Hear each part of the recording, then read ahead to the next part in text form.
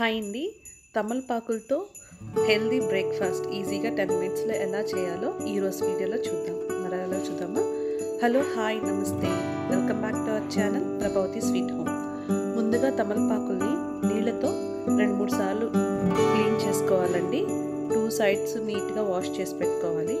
ఆ తర్వాత మనం ఇడ్లీ పాత్రను తీసుకొని ఇడ్లీ వేసుకుంటాం కదా, ఆ పిండిని తీసుకొని ఇలా తమలపాకు మీద పెట్టుకొని ఇలా ఒక గరిటెడు వేసుకోవాలండి. తర్వాత ఈ తమలపాకుని ఇక్కడ చూపించినట్టు ఫోల్డ్ చేసుకోవాలి.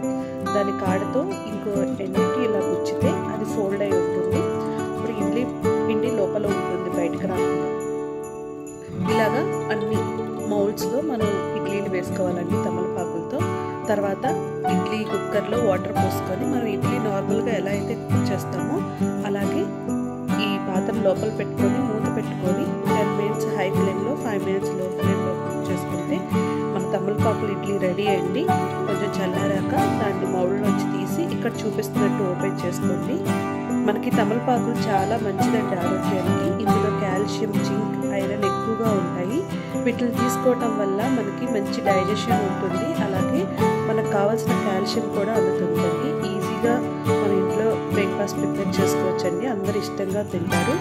ఈ వీడియో కనుక మీకు నచ్చితే లైక్ చేయండి, షేర్ చేయండి, ప్రభావతి స్వీట్ హోమ్కి సబ్స్క్రైబ్ చేసుకోండి. Thank you.